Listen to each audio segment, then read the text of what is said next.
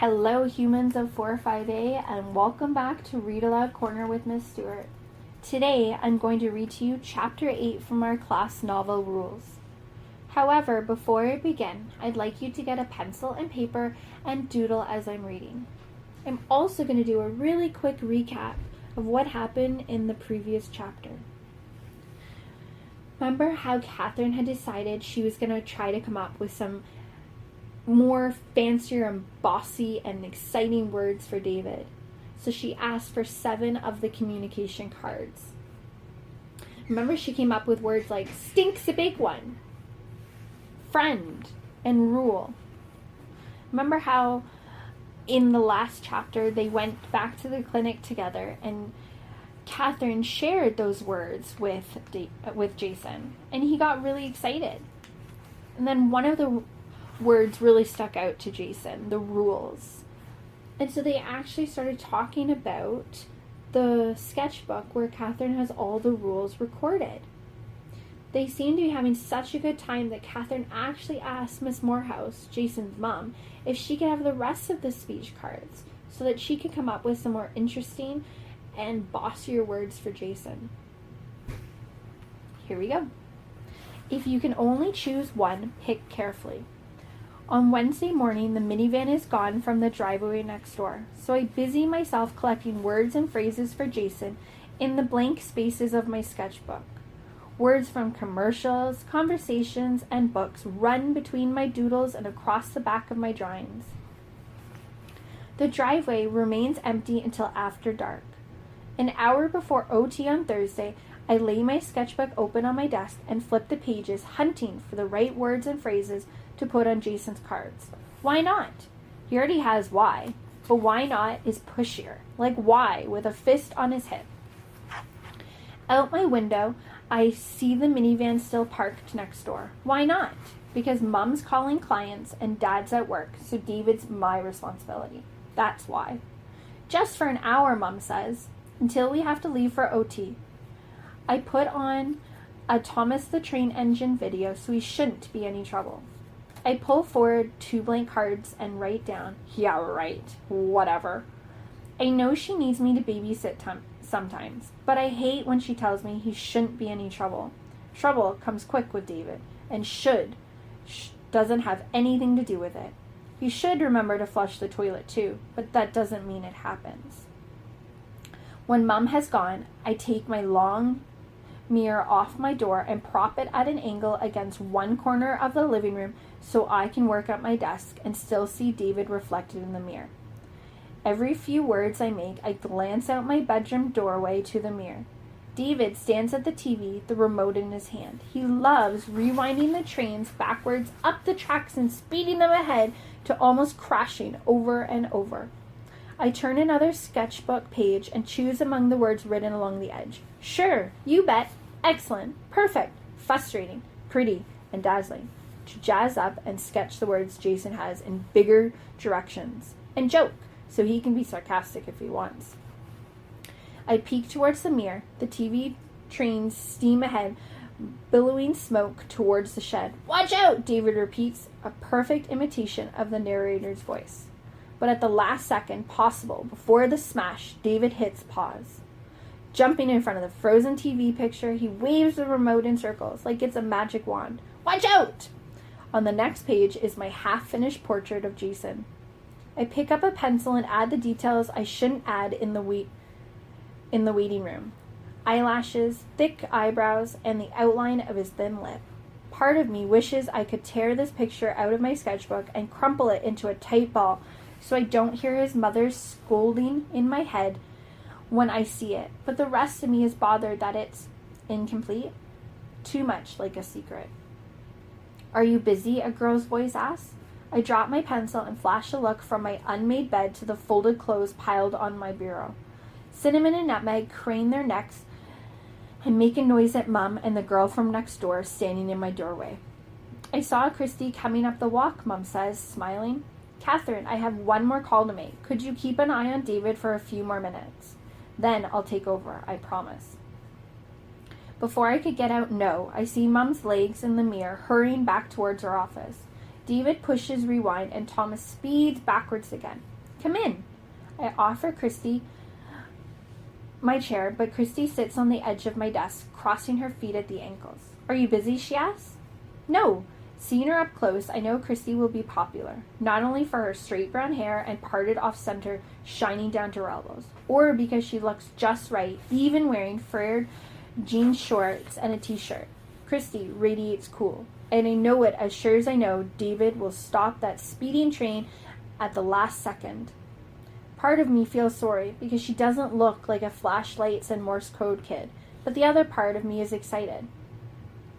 I'm glad Miss Bowman sold you her house, I say, but I guess, technically, the realtor sold it. But I'm glad your family bought it, because I've always thought it would be great if a kid lived next door. Miss Bowman was nice, but she was really, really old. I clamp my teeth together to keep anything else dumb from escaping my mouth. Christy drags a strand of her hair between her fingers. I'm glad, too. I was scared I'd have to start school next year without knowing anyone. My lips spread to a smile, imagining Melissa's surprise as I introduce Christy into our group. This is my friend Christy, I'll say. We hung out together all summer. I glance out my doorway to the living room. Where's David? Ryan said there's a bus stop at the end of the street. I lick my bottom lip to keep from grimacing. At the corner. That's right. Christy continues to twirl her strand of hair. I used to walk 3 blocks to catch the bus, even when it's freezing or raining. Mom will say, take the umbrella, although anyone carries an umbrella. David insists on bringing his bright red umbrella to school, even when it's only cloudy. My mom's like that, too. Leaving out isn't the same as lying, she's always saying. Well, at least wear your hood, I continue. Like I'd want hood hair. Christy smiles, letting the twisted strand fall back to her arm. Ryan says he lets kids wait in his house when it's raining, since he can see the bus coming from there. But only if you're invited. I peek out the doorway into the empty living room. Part of me would like to tell Christy the truth, but I don't want our conversation to become about David. At the bus stop, I always tell him, you have your umbrella, grabbing the back of his jacket to keep him from following Ryan's friends up the steps. Going inside is for kids without umbrellas. I would be honest, but David doesn't understand invited and not invited. He thinks everything is for everyone. Ryan's nice, Christy says. Don't you think so? Nice as a cockroach. Want some sherbet, I ask? When you want to get out of answering something, distract the questioner with another question. What kind, Christy asks. Raspberry. David rushes through the doorway, his eyes wide with panic, an audio cassette in his hand. Fix it. The tape has pulled out of the cassette, hanging in a long, delicate loop. At first, I'm relieved that's all that's wrong, until my guinea pigs start to squeal. With the cassette over one ear and his hand shielding the other, David yells, Quiet, pigs! Christy shoots a worried glance from David to the guinea pigs to me. I pry the cassette from David's fingers, knowing it will be faster to deal with the tape than the tears filling his eyes. Don't worry, this will only take a minute. I spin the cassette around and around on my finger, wishing I had 2 more hands, one to give the guinea pigs hay to quiet them, and another to cover David's mouth as he shrieks. I spin the cassette so fast my finger keeps slipping out of the tiny hole. When the tape lies flat and tight, I slide Frog and Toad together into the cassette player and push play. A deep voice joins the guinea pig's squeals, and David's face lights up like Christmas morning, Halloween night, and his birthday, all rolled into one big grin. You fixed it! Go find Mom, I say, pressing the cassette into his hand, and tell her I'm done babysitting. Before I close the door, I peek into the living room to be sure David's heading towards Mom's office. He disappears down the hallway, swinging his arms. That must be hard, she says. Even regular little brothers are a pain. Regular, snarl in my stomach. I grab my sticky notes and write, Dad, buy a new tape player, and stick it on the back of my door to remember to tell him again. To quiet the guinea pigs, I pull strings of Timothy hay from a little bale that I keep under the cage. Nutmeg yelps as Cinnamon steals her hay. They're so cute, Christy says. Can I hold them? Sure. I toss her a towel. Better put that on your lap in case they pee. I slide one hand under Nutmeg's chest and cup her back leg with my other. Cinnamon makes a noise until I sit her next to Nutmeg on Christy's lap, and the squealing turns to happy piggy cooing.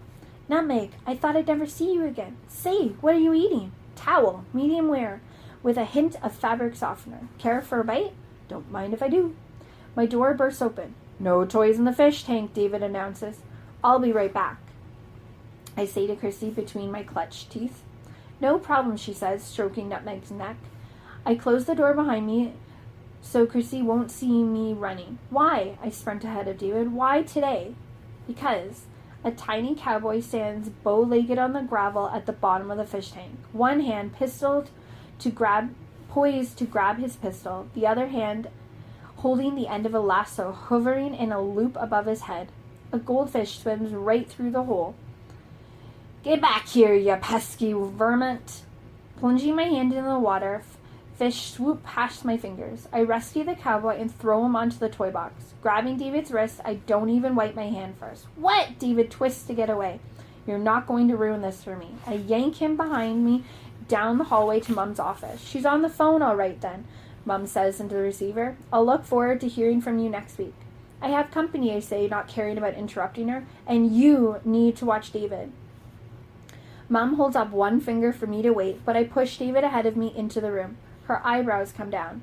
She grabs a puzzle off her bookshelf and dumps the pieces on the puzzle. Yes, that will be fine, she says into the phone. David sits beside the hill of pieces. He can't stand to see pieces undone, but he insists on doing the pieces in lines like he's reading the puzzle. He doesn't look for all the little red barn pieces or the daisies in the field. Left to right, top to bottom, that's his puzzle rule. And if you add a piece out of David's order, he'll take it back out, even if it fits. I slam Mum's office door on my way out. When I come back to the room, breathless from running down the hallway, I notice Nutmeg and Cinnamon are back in their cages again. Everything okay, Christy says? I hope you don't mind that I looked at this. She's holding my sketchbook open to a half-finished portrait of Jason. Is that your boyfriend? No! Just a boy I started drawing. Christy tilts her head in an "oh, really" look. If you want someone to think something's not important, use just a lot. He's just a boy I know from, well, I don't really know him. Not really well. I just see him I check my watch. It's almost time to leave for OT. I can't tell Christy I have to go. Not the first time we've met. But I told Jason I'd meet him today. Christy tosses my sketchbook onto my desk. My hand itched to flip the page, but that will bring attention to it. Want to watch TV, Christy? Asks. If I say no, maybe I won't get another chance to hang out with her. I glance at Thomas the train engine reflected in my mirror. His eyes close, braced for a crash that will never happen. From somewhere, David shrieks. We could watch at my house, Christy says. That stings, even if I agree. Sure, I say, I'll tell my mom. All the way up Christy's driveway, I want to skip or run or twirl with my arms out like a 6-year-old. It feels deliciously easy to be visiting a friend's house without having to say first, sorry, David, this is for me. You can't come. Hearing Mom's car back out of the driveway, I turn to wave. She waves, but David sits alone in the back seat, hunched down, his hands over his ears. I follow Christy up the steps and through her front door.